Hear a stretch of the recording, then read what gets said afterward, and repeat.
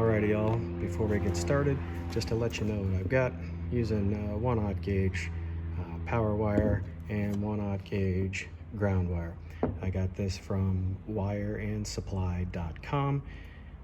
It's welding cable. I believe this was $2.95 a foot. If you wanted to go with anything, I think the next size larger is like $3.95. They've got really good prices. Gonna need some wire lugs, of course.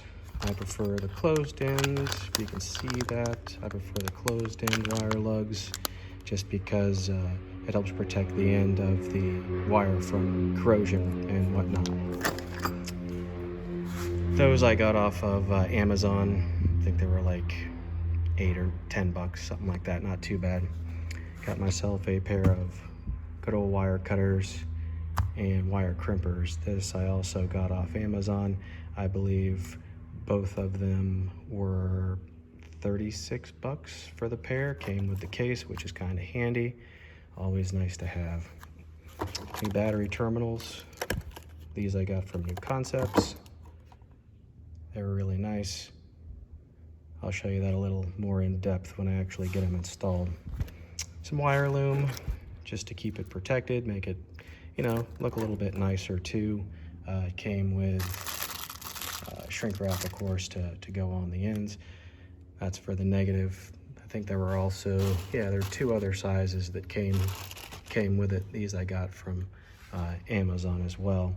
Wasn't too bad. I want to say maybe $12. So I'm gonna get going and I'll get back to you when I've got most of the stuff installed. That's just a brief overview of all the stuff I'm using. I'm sure you could probably omit some things if you wanted to, but that's just what I'm doing. Alrighty, be back in a bit. Alrighty y'all, I am done. Right now, I was just able to do the big 3. Wasn't quite sure how to get the third ground off of the alternator to the frame. Just not a whole lot of space in there. But anyway, those are my negatives right there. Positives here. I was able to put the stock terminals back on, which was kind of nice. The terminals that I used were from New Concepts. I think I mentioned that before. They're their basic battery terminal, and then I got the extension posts, top post extensions, so I could utilize all the stock stuff. The terminals were $10 each, and the top post extensions, I believe, were $3 each, so pretty affordable. First ground I'll show you is battery. Going right into there. There's some stock grounds there. There was another screw hole already tapped. So I took a little Dremel tool with some sandpaper, sanded the area down real well. I used my multimeter to check the ground, and it is a very good ground, very little resistance. I want to say it was like 0.1 ohm, maybe. Anyway, there's that one. Real short run, I want to say maybe 9 inches or so. Next ground that I did, see if I can get a light in there for you guys. Climb up here.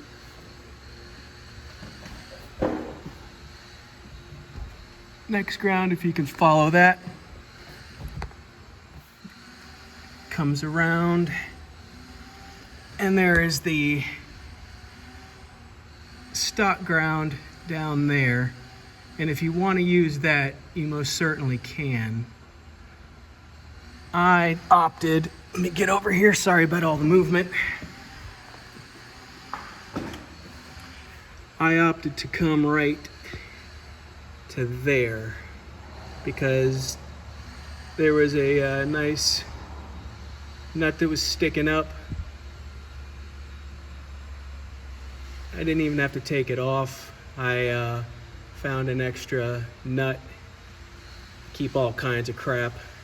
Nuts, bolts, washers, what have you. And I found one that worked. And before I hooked it up, I checked to make sure it was a good ground with my multimeter. And I believe there was maybe, again, 0.1 or less ohms of resistance. So that worked out well. Coming over here to the positive. The blue shrink wrap that came with the wire loom was too small, which sucked, so I had to use the red that came with the lugs, but that's okay. Anyway, when you do this portion of it, do yourself a favor and jack up the passenger side a little bit to give you some room underneath to move. You can see how that kind of snakes down around in there. I've got everything all secured with zip ties. I'll go back and snip them a little bit later. I wanted to leave the extra length on there so you kind of have an idea of where I zip tied it to. So there's that. Now, if you will follow me underneath, stand by. We're going under.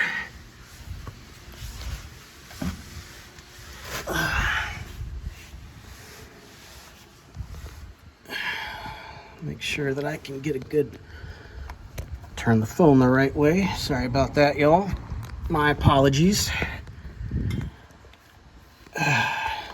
See if I can get the light up in there. I don't know if that'll focus or not. It's not cooperating. There we go. So there is the positive from the alternator that ran up. Let's see if I can get the light on there. I kind of ran it along with the stock wire that runs up there. Fun fact, I believe the stock alternator wire is either a 1 or a 2/0, but it's kind of beefy. So when you add 1/0 or greater, you're definitely going to be enhancing everything. I went ahead, let me see if I can move this so you guys can see. Got to get that rubber boot to stay out of the way. And get the light up in there. Let me try balancing the phone. I'm really sorry for all the motion, guys. It's just a pain in the ass to try to do this with no hands. Trying to hold the damn flashlight. All right. If you look here, I put the new wire underneath the stock because I wanted to kind of keep those little tabs in line and still have the boot kind of come over. It probably won't give it all the protection that it needs, but it's better than nothing. So yeah, that's that. Let me climb out from under here again.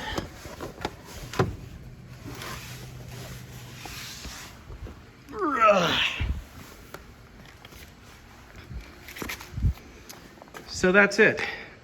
That's the big 3 on my 2021 Nissan Titan. If you have any questions, feel free to ask in the comments. I'll try to answer them to the best of my ability. Oh, let's see. I haven't even started it up yet. Let's see what happens. Let there be life. Oh, look at that. Nothing exploded. That was my biggest fear. You've seen those movies where the people get in the car, start it up, and it just blows up. Yeah, that's kind of what I was worried about. All right. Well, I hope you guys have a fine evening. Hope this helped some of y'all out there. Like I said, if you have any questions, leave them in the comments, and I will do my best to answer them for you. All right, y'all. Peace out.